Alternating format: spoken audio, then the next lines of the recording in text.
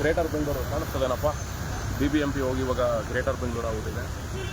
ಸ್ನೇಹಿತರೆ ನೋಡಿ, ಈ ಪೀಸ್ ಆಟೋ ಅಂತ ಹೇಳಿ ಅದು ಸಂಘಟನೆ ಬಂದು ರಿಜಿಸ್ಟ್ರೇಷನ್ ಅಲ್ಲ, ಫೇಕ್ ಸಂಘಟನೆ ಅದು. ಯಾಕೆ ಅಂದರೆ ಸಾಕಷ್ಟು ಬಾರಿ ಇದೇ ಸೋಷಿಯಲ್ ಮೀಡಿಯಾದಲ್ಲೂ ಕೂಡ ನಾನು ಕ್ರಾಸ್ ಕ್ವಶನ್ಗಳನ್ನ ಮಾಡಿದ್ದೀನಿ. ನಿಂದು ಸಂಘಟನೆ ಆದರೆ ಮಾಹಿತಿಗಳಾಕಪ್ಪ ಅನ್ನೋ ರೀತಿಯಲ್ಲಿ. ಆತ ಏನು ಮಾಹಿತಿಗಳಾಗ್ದೇ ಸುಮ್ಮನೆ ಆ ಡ್ರೈವರ್ಸ್ಗಳಿಗೆ ಏನೇನೋ ಹೇಳ್ಕೊಟ್ಕೊಂಡು ಅಲ್ಲಿ ಆಫೀಸ್ ಹತ್ರ ಬರೋದು, ಅದೆಲ್ಲ ಗುಂಪುಗಾರಿಕೆ ಮಾಡೋ ಅಂಥದ್ದು, ಅದೆಲ್ಲ ಅಲ್ಲ. ನಾವು ಒಂದು ಸಂಘಟನೆ ಕಟ್ಕೊಂಡಿರ್ತೀವಿ ಅಂದರೆ ಕಾನೂನಿಗೆ ಗೌರವ ಕೊಡಬೇಕು. ಕಾನೂನಿಗೆ ಗೌರವ ಕೊಟ್ಟು ನಡೆಯುವಂಥ ಕೆಲಸ ಮಾಡಬೇಕು. ಅನಧಿಕೃತವಾಗಿ ಸಂಸ್ಥೆಗಳು ನಡೀತಾ ಇರ್ತಾವ, ಅನಧಿಕೃತವಾಗಿ ಬಿಸ್ನೆಸ್ಗಳು ನಡೆಸ್ತಾ ಇರ್ತಾರ, ಅದರಿಂದ ಚಾಲಕರಿಗೆ ಅನ್ಯಾಯ ಆಗ್ತಿದ್ಯಾ, ಅದರಿಂದ ಚಾಲಕರುಗಳಿಗೆ ಏನಾದರೂ ಸಮಸ್ಯೆಗಳಾಗ್ತಾ ಇದ್ದಾವ, ಖಂಡಿತ ಆ ರೀತಿ ಇದ್ದಾಗ ಚಾಲಕರನ್ನೆಲ್ಲ ಸೇರಿಸ್ಕೊಂಡು ಯಾರು ಅನಧಿಕೃತವಾಗಿ ಸಂಸ್ಥೆ ನಡೆಸ್ತಾ ಇರ್ತಾರೆ, ಯಾರು ಅವರ ಒಂದು ಸಂಪಾದನೆಗೆ ತೊಂದರೆಗಳು ಕೊಡುವಂಥ ಕೆಲಸ ಮಾಡ್ತಿರ್ತಾರೆ, ಅಂಥ ಸಂಸ್ಥೆಗಳ ಹತ್ರ ಚಾಲಕರನ್ನ ಕರ್ಕೊಂಡೋಗಿ ನಾವು ಹೋರಾಟ ಮಾಡಬೇಕು. ಅದು ಒಂದು ರೀತಿಯಲ್ಲಿ ಹೋರಾಟಕ್ಕೊಂದು ಬೆಲೆ ಬರ್ತದೆ. ಅಥವಾ ಫ್ರೀಡಮ್ ಪಾರ್ಕಲ್ಲಾದರೂ ಕೂತು ನಾವು ಹೋರಾಟ ಮಾಡಬೇಕು. ಸುಮ್ಮನೆ ಏಕಾಏಕಿ ಪ್ರಶ್ನೆ ಮಾಡಿ ಕೇಳೋ ಅಂಥವ್ರನ್ನ, ಅದು ನಾವು ಸಂಘಟನೆ, ನಮ್ಮದು ರಿಜಿಸ್ಟ್ರೇಷನ್ ಇದೆ, ಪ್ರತಿ ವರ್ಷ ರಿನ್ಯೂವಲ್ ಮಾಡಿಸ್ತೀವಿ, ಪ್ರತಿ ವರ್ಷ ಆಡಿಟಿಂಗ್ ಮಾಡಿಸ್ತೀವಿ, ಹಂಗೆ ಪ್ರತಿ ವರ್ಷವೂ ಕೂಡ ಅದಕ್ಕೆ ಏನೇನು ಸಂಬಂಧಪಟ್ಟಿದೆಯೋ ಅದಕ್ಕೆ ಸಂಬಂಧಪಟ್ಟಿರೋ ಹಾಗೆ ಎಲ್ಲ ದಾಖಲೆಗಳನ್ನ ಇಟ್ಕೊಂಡು ನಾವು ಅಧಿಕೃತವಾಗಿ ಸಂಘಟನೆ ನಡೆಸ್ಕೊಂಡು ಹೋಗ್ತಾ ಇದ್ದೀವಿ. ಹಾಗಿದ್ಮೇಲೆ ಸಂಘಟನೆಗಳು ಅಂತ ಮಾಡಿಕೊಂಡು ಅವು ಲೀಗಲ್ಲೇ ಇರೋದಿಲ್ಲ. ವಿಚಾರಕ್ಕೆ ಬಂದ್ಬಿಡ್ತೀನಿ, ಆಮೇಲೆ ಮಾತಾಡ್ತೀನಿ. ನೋಡಿ, ಮೈನ್ ಏನು ಅಂದರೆ ಗ್ರೇಟರ್ ಬೆಂಗಳೂರು ಆಯುಕ್ತರು ಸಿಕ್ಕಿದ್ರು, ಅವ್ರ ಹತ್ರ ಸಂಪೂರ್ಣವಾಗಿ ಎಲ್ಲ ಮಾತಾಡಿದ್ದೀನಿ. ಸಮಯ ಕೊಟ್ಟು ಪಾಪ ಎಲ್ಲವನ್ನು ಕೂಡ ಕೇಳಿಸ್ಕೊಂಡ್ರು. ಅದಾದಮೇಲೆ ಅವರು ಕೂಡ ಓದಿದ್ದಾರೆ. ಖಂಡಿತ ಆಯ್ತು, ಇದ್ರ ಮೇಲೆ ನಾನು ನೆಕ್ಸ್ಟ್ ಸ್ಟೆಪ್ ಏನು ತೊಗೊಳ್ಬೇಕು ಆ ಕೆಲಸ ಮಾಡಿಕೊಡ್ತೀನಿ ಅಂತಲೂ ಕೂಡ ಹೇಳಿದ್ದಾರೆ. ಕೊಡಲೇಬೇಕು, ಯಾಕೆಂದರೆ ನಮಗೆ ಇಂಬರಹ ಕೊಡಬೇಕು. ಅವರು ಇಂಬರಹ ತುಂಬ ನಮ್ಗೆ ಇಂಪಾರ್ಟೆಂಟ್ ಇದೆ. ಯಾಕೆಂದರೆ ನಾವು ಅದನ್ನು ಲೀಗಲ್ ಅಡ್ವೈಸರ್ ಮುಖಾಂತರ ನಾವು ನೆಕ್ಸ್ಟ್ ಸ್ಟೆಪ್ ತೊಗೊಳ್ಬೇಕಲ್ಲ. ಯಾಕೆಂದರೆ ಇದು ಒಂದರಲ್ಲೇ ಅಲ್ಲ, GST ಡಿಪಾರ್ಟ್ಮೆಂಟಲ್ಲಿ ದೂರು ಕೊಟ್ಟಿದ್ದೀವಿ, ಇನ್ನೂ ಕೆಲವು ಕಡೆ ಎಲ್ಲ ದೂರುಗಳು ಕೊಟ್ಟಿದ್ದೀವಿ, ಅದರದೆಲ್ಲ ಇಟ್ಕೊಂಡಿದ್ದೀವಿ ಕಾಪಿಗಳು. ಇದು ಅದು ಎಲ್ಲ ಸೇರಿಸಿ ಫೈಲ್ ಮಾಡ್ತೀವಿ, ಬಿಡಲ್ಲ. ಯಾಕೆ ಅಂದರೆ ನೋಡಿ, ಇಲ್ಲಿ ನೀಟಾಗಿ ಬರೆದ್ಬಿಟ್ಟಿದ್ದೀನಿ, ಹೇಳ್ಬಿಡ್ತೀನಿ ಬೆಸ್ಟು. ರಿಜಿಸ್ಟರ್ ಅಲ್ಲದ, ಚಾಲ್ತಿಯಲ್ಲಿ ಇರದ ಪೀಸ್ ಆಟೋ, ತುಂಬ ಜನ ಡ್ರೈವರ್ಸ್ ಇರ್ಬೋದು ಈ ಒಂದು ಫೇಕ್ ಸಂಘಟನೆ ಒಳಗಡೆ. ನಿಮ್ಗಳಿಗೆ ಬೇಜಾರು ಅನಿಸ್ಬೋದು, ಆದರೆ ನೀವುಗಳು ಸತ್ಯ ತಿಳ್ಕೊಳ್ಬೇಕಷ್ಟೇ. ಸತ್ಯ ತಿಳ್ಕೊಳ್ದೆ ನಿಮಗೆ ಬೇಜಾರಾಗುತ್ತೆ ಅಂದರೆ ಅದಕ್ಕೆ ನಾನು ಹೊಣೆಯಲ್ಲ. ಯಾಕೆಂದರೆ ಈಗ ನೋಡಿ, ರ್ಯಾಪಿಡೋ ಸರಿಯಿಲ್ಲ, ಓಲಾ ಊಬರ್ ಸರಿಯಿಲ್ಲ ಅಂತ ಹೇಳ್ತೀವಿ. ಹಂಗೆ ಇದು ಕೂಡ ಸರಿಯಿಲ್ಲ ಅಂದಾಗ ಅದ್ರ ಬಗ್ಗೆ ಮಾತಾಡೋದ್ರೇನು ತಪ್ಪಿಲ್ಲ. ಇಲ್ಲ, ಪ್ರೂವ್ ಮಾಡಲಿ, ನಾವು ಸರಿಯಾಗಿದ್ದೀವಿ ಅಂತ ಪ್ರೂವ್ ಮಾಡಲಿ. ಯಾಕೆಂದರೆ ಎಲ್ಲೂ ಆತ ಪ್ರೂವ್ ಮಾಡೋಕ್ಕೆ ಬರಲೇ ಇಲ್ಲ, ಬರೀ ಬೇರೆ ಬೇರೆ ಕಂಟೆಂಟ್ಗಳು ತೊಗೊಂಡು ಹೊರಟ್ಬಿಡ. ಅದಕ್ಕೆ ನಾವು ಇಲಾಖೆಗಳ ಮುಖಾಂತರ ಪ್ರೂವ್ ಮಾಡಿಸೋವಂಥ ಕೆಲಸಕ್ಕೆ ಮುಂದೆ ಆಗ್ತಾ ಇದ್ದೀವಿ. ಹಂಗಾಗಿ ಇವಾಗ ನಾವು BBMPಗೆ ಬಂದಿರೋದು. ಯಾಕೆ BBMPಗೆ ಬಂದಿದ್ದೀವಿ ಅಂತ ಅದನ್ನು ಹೇಳ್ಬಿಡ್ತೀನಿ. ರಿಜಿಸ್ಟರ್ ಅಲ್ಲದ, ಚಾಲ್ತಿಯಲ್ಲಿರದ ಪೀಸ್ ಆಟೋ ಎನ್ನುವ ಅನಧಿಕೃತ ಹೆಸರಿನಲ್ಲಿ ಸಂಘಟನೆ ಎಂದು ಹೆಸರು ಬಳಸಿಕೊಂಡು ಕಚೇರಿಗಳನ್ನು ತೆರೆದುಕೊಂಡು ಆಟೋ ಡೀಲಿಂಗ್ ಮಾಡಿಕೊಂಡು ಇನ್ನಿತರ ಚಟುವಟಿಕೆ ನಡೆಸುತ್ತಿರುವ ರಘುನಾರಾಯಣಗೌಡ ಎನ್ನುವ ವ್ಯಕ್ತಿ ವಿರುದ್ಧ ದೂರು.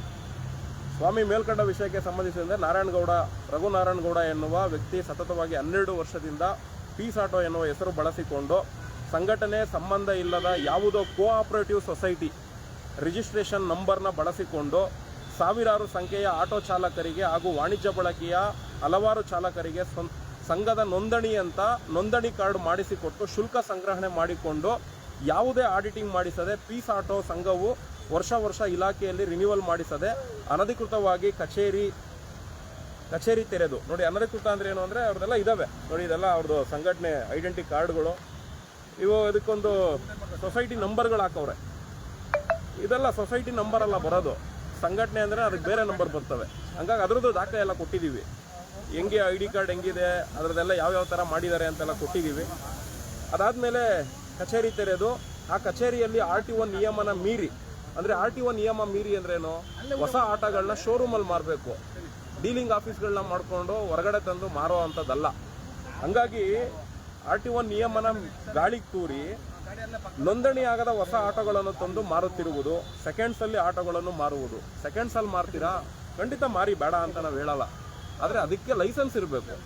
ಡೀಲಿಂಗ್ ನಡೆಸೋದಕ್ಕೂ ಕೂಡ ಲೈಸೆನ್ಸ್ ಇರುತ್ತೆ, ವೆಹಿಕಲ್ ಡೀಲಿಂಗ್ ಮಾಡೋದಕ್ಕೂ. ಹಂಗಾಗಿ ನೋಡೋಣ, ಅದೆಲ್ಲ ತಂದುಕೊಡ್ಲಿ ಇಲಾಖೆಗೆ. ಹಂಗೆ ಆ ಸಂಘಟನೆದು ಕೂಡ ಇಲಾಖೆಗೆ ತಂದುಕೊಡ್ಲಿ ಡಾಕ್ಯುಮೆಂಟು, ನೋಡೋಣ. ನೋಂದಣಿ ಆಗದ ಹೊಸ ಆಟೋಗಳನ್ನು ತಂದು ಮಾರುವುದು, ಸೆಕೆಂಡ್ಸ್ಗಳನ್ನು ಮಾರುವುದು, ಖಾಸಗಿ ಲೇವಾದೇವಿ ವ್ಯವಹಾರದ ವ್ಯಕ್ತಿಗಳಿಂದ ಫೈನಾನ್ಸ್ ಹಾಕಿಸ್ಕೊಡುವುದು, RTO ಡಾಕ್ಯುಮೆಂಟ್ ಕೆಲಸ ಮಾಡುವುದು, ಪರ್ಮಿಟ್ಗಳನ್ನು ಹೆಚ್ಚಿನ ಹಣಕ್ಕೆ ಮಾರುವುದು ಹಾಗೂ ಇನ್ನಿತರ ವ್ಯವಹಾರಗಳನ್ನು ನಡೆಸುತ್ತಿದ್ದಾರೆ. ನನಗೆ ತಿಳಿದಿರುವ ಕಚೇರಿಗಳ ಫೋಟೋ ಹಾಗೂ ವಿಳಾಸದೊಂದಿಗೆ ಭಾವಚಿತ್ರವನ್ನು ಈ ದೂರಿನಲ್ಲಿ ಲಗತ್ತಿಸುತ್ತೇನೆ. ನೋಡಿ ಅವರ ಆಫೀಸು ಎಲ್ಲೆಲ್ಲಿದ್ದಾವೆ ಅಂದರೆ ಅದು ಕಲರ್ ಜೆರಾಕ್ಸ್ ಅಲ್ಲಿ ಕೊಟ್ಬಿಟ್ಟಿದ್ದೀವಿ. ಇದು ಯಾವುದೋ ಇಲಿಯಾಸ್ ನಗರದಲ್ಲಿ ಒಂದಿದೆ, ಅದರದ್ದು ಫೋಟೋ ಹಾಕಿದ್ದೀವಿ. ಮತ್ತು ಇದು ಯಾವುದೋ ಲೆಗ್ಗೇರಿಯಲ್ಲಿ ಒಂದು ಆಫೀಸ್ ಇದೆ, ಅದರದ್ದು ಫೋಟೋ ಹಾಕಿದ್ದೀವಿ. ಮತ್ತು ಇದು ಯಾವುದೋ ಗಾರೆಬಾವಿ ಪಾಳ್ಯ ಅಂದ್ಬಿಟ್ಟು ಹೀಗೆ ಇನ್ನೊಂದು 2 ಆಫೀಸ್ಗಳು ಇದ್ದಾವೆ. ಈ ರೀತಿ ಆಫೀಸ್ಗಳನ್ನ ಮಾಡಿಕೊಂಡು ಏನು ವೆಹಿಕಲ್ ಡೀಲಿಂಗ್ಗಳನ್ನ ಮಾಡಿಕೊಂಡು ಸಂಘಟನೆನೂ ಕೂಡ ರಿಜಿಸ್ಟ್ರೇಷನ್ ಅಲ್ಲದೆ ಇರೋವಂಥ ಒಂದು ಸಂಘಟನೆ ಹೆಸರಿಟ್ಕೊಂಡು ಅದಕ್ಕೆ ಚಾಲಕರುಗಳಿಗೆ ಇದು ಸಂಘಟನೆ ಅಂತ ಹೇಳ್ಕೊಂಡು ಮೆಂಬರ್ಶಿಪ್ ಮಾಡಿಕೊಂಡು ಅದು ಕೂಡ ಇಲ್ಲಿಗಲ್ ಆಗಿ ನಡೆಸ್ಕೊಂಡು ಈ ರೀತಿ ಮಾಡ್ತಿದ್ದಾರೆ ಅಂತೇಳಿ ನಾನು ಆರೋಪ ಮಾಡಿದ್ದೀನಿ. ಆರೋಪ ಸಾಬೀತುಪಡಿಸುವಂಥ ರೀತಿಯಲ್ಲಿ ನಾವು ಡಾಕ್ಯುಮೆಂಟ್ರಿಗಳನ್ನ ಕೇಳ್ತಾ ಇದ್ದೀವಿ. ಈ ರೀತಿ ಏನಕ್ಕೆ ಇದನ್ನೆಲ್ಲ ನಾವು ಹೇಳ್ತಿದ್ದೀವಿ ಅಂದರೆ ಇದನ್ನೆಲ್ಲ ನೀವು ಪರಿಶೀಲನೆ ಮಾಡಿ, ಈ ಫೋಟೋಸ್ಗಳನ್ನೆಲ್ಲ ಸ್ಥಳಗಳನ್ನು ಕೂಡ ಪರಿಶೀಲನೆ ಮಾಡಿ ಅಂತ ಹೇಳಿದ್ದೀವಿ. ನೋಡಿ ಇದನ್ನು ನಾನು ಮನವಿ ಕೊಟ್ಬಿಟ್ಟು ಸುಮ್ಮನೆ ಸೈಲೆಂಟ್ ಆಗಿಬಿಡ್ಬೋದಾಗಿತ್ತು, ಅವನೇನೋ ಮಾಡ್ಕೊಳ್ಳಿ ಬಿಡು ನೋಡೋಣ ಅಂತ. ಆದರೆ ಅವ್ನಿಗೆ ಗೊತ್ತಾಗಬೇಕು, ಯಾಕೆ ಅಂದರೆ ನಾನು ಹೇಳ್ಬಿಟ್ಟು ಕೆಲಸ ಮಾಡೋನು. ನನ್ನ ಪಾಡು ನಾನು ಸುಮ್ಮನೆ ಸೈಲೆಂಟಾಗಿ ಇದ್ಬಿಟ್ರೆ ಇದು ಯಾರಿಗೂ ಏನೂ ಗೊತ್ತಾಗಲ್ಲ. ಈ ಪ್ರೂವ್ ಆಗಲಿ, ಅಧಿಕಾರಿಗಳ ಮುಂದೆ ಪ್ರೂವ್ ಮಾಡ್ಕೊತಾನೋ ಇಲ್ಲ ಸೋಷಿಯಲ್ ಮೀಡಿಯಾ ಮುಖಾಂತರ ಬಂದು ಪ್ರೂವ್ ಮಾಡ್ಕೊತಾನೋ, ಇಲ್ಲ ಅಂದರೆ ಇದೆಲ್ಲ ಡಾಕ್ಯುಮೆಂಟ್ರಿಗಳನ್ನ ಇಟ್ಕೊಂಡು ನಾನು ನೆಕ್ಸ್ಟ್ ಸ್ಟೆಪ್ ಏನು ತಗೊಳ್ಬೇಕೋ ತಗೊಂತೀನಿ, ಅಲ್ಲೂ ಪ್ರೂವ್ ಮಾಡೋದ್ರು ಬಿಡಲ್ಲ. ಯಾಕೆ ಅಂದರೆ ಸುಮ್ಮನೆ ಆಫೀಸ್ಗಳ ಹತ್ರ ಬರೋದು, ಯಾರಪ್ಪ ಅಮಾಯಕರ ಡ್ರೈವರ್ಗಳ ಮೇಲೆ ಕೈ ಮಾಡೋದು, ಅದೆಲ್ಲ ಶೋಭೆ ತರಲ್ಲ. ಇದು ಕೆಲಸ ಅಂದರೆ ನಾವೆಲ್ಲ ಆಫೀಸ್ಗಳ ಹತ್ರ ಬರೋದು, ಅಧಿಕಾರಿಗಳನ್ನ ಕಳಿಸ್ಬೇಕು ಆಫೀಸ್ಗಳ ಹತ್ರಕ್ಕೆ. ಹಾಗಾಗಿ ಪ್ರಯತ್ನ ಪಡ್ತಾ ಇದ್ದೀವಿ. ಹಾಗಾಗಿ ಇಲ್ಲೂ ಏನು ಮ್ಯಾಟ್ರು ಅಂದರೆ ಇನ್ನೂ ಒಂದು ರೀತಿಯಲ್ಲಿ ದಯವಿಟ್ಟು ನೋಡಿ ತಾವುಗಳು ಅವುಗಳನ್ನು ಪರಿಶೀಲಿಸಿ. ಒಬ್ಬ ವ್ಯಕ್ತಿ ಒಂದು ಅಂಗಡಿಯನ್ನು ತೆರೆಯುತ್ತಾನೆ ಎಂದರೆ, ಇದು ಮುಖ್ಯವಾಗಿ ವಿಚಾರ, ಒಬ್ಬ ವ್ಯಕ್ತಿ ಒಂದು ಅಂಗಡಿನ ತೆರೀತಾನೆ ಅಂದರೆ ಆ ಅಂಗಡಿ ಯಾವ ಹೆಸರಿನಲ್ಲಿ ಇರುತ್ತೆ, ಆ ಅಂಗಡಿ ಮಾಲೀಕ ಯಾರು ಎಂದು ನೋಂದಣಿ ಮಾಡಿಸಿರ್ಬೇಕು. ಅದ್ರ ಜೊತೆಗೆ ಆ ಅಂಗಡಿಯ ಏನು ವ್ಯವಹಾರ ನಡೆಸ್ತಿದ್ದೀವಿ ಅಂತಲೂ ಕೂಡ ಅದಕ್ಕೆ ನೋಂದಣಿ ಪತ್ರನೂ ಕೂಡ, ಅದಕ್ಕೆ ಒಂದು ಪರವಾನಗಿನೂ ಕೂಡ ತಗೊಂಡಿರಬೇಕು, ಆ ಪತ್ರನೂ ಕೂಡ ಅದಕ್ಕೆ ಹಾಕಿರಬೇಕು. ಜೊತೆಗೆ ಸ್ಥಳೀಯ BBMP ಕಚೇರಿಗೆ ವಿನಂತಿ ಮಾಡಿರಬೇಕು.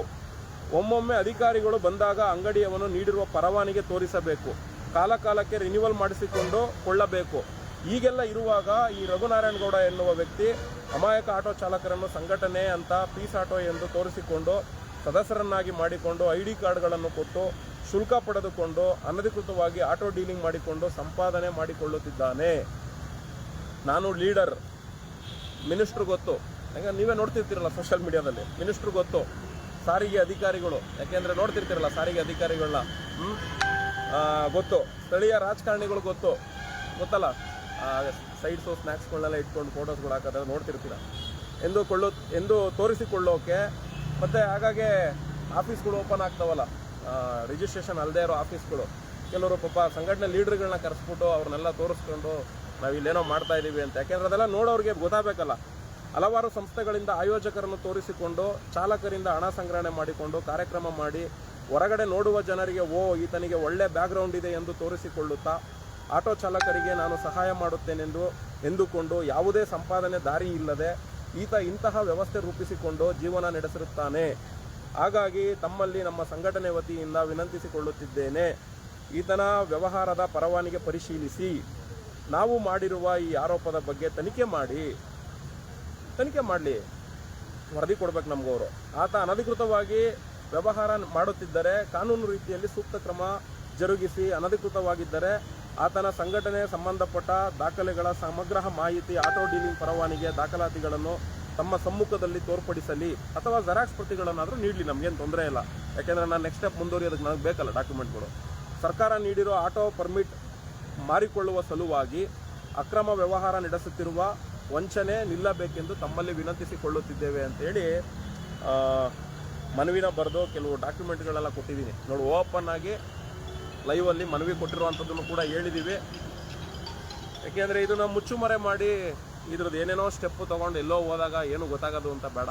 ನೋಡೋಣ, ಏನಾದರೂ BBMP ಅಧಿಕಾರಿಗಳು ಬಂದು ಅಧಿಕಾರಿಗಳ ಸಮ್ಮುಖದಲ್ಲಿ ಏನಾದರೂ ಆಫೀಸನ್ನು ತೆರವುಗೊಳಿಸ್ತಾರ, ಇಲ್ಲ ಲೀಗಲ್ಲ ಏನು ಅಂತ ಎಲ್ಲ ಗೊತ್ತಾಗುತ್ತಲ್ಲ. ಅವಾಗ ತೆರವುಗೊಳಿಸ್ತಾರೆ, ಯಾರೋ ಏನೋ ಮಾಡೋರೆ ಅಂತ ಯಾರಿಗೂ ಗೊತ್ತಾಗಲ್ಲ. ಹಂಗೇನಾದ್ರು ಅಪ್ಪಿತಪ್ಪಿ ತೆರವುಗೊಳಿಸಿದ್ರು ಅಂದರೆ ಸೋಮನೆ ಮಾಡೋನೆ ಅಂತ ಎಲ್ರಿಗೂ ಗೊತ್ತಾಗಬೇಕು. ಅದಕ್ಕೋಸ್ಕರ ಲೈವ್ ಮಾಡ್ತಾ ಇರೋದು. ಅನ್ಯತಾ ಭಾವಿಸ್ಕೊಡಪ್ಪ, ಪ್ರೂವ್ ಮಾಡು, ಎಲ್ಲ ಡಾಕ್ಯುಮೆಂಟ್ಗಳನ್ನ ಗ್ರೇಟರ್ ಬೆಂಗಳೂರು ತಂದುಕೊಡು.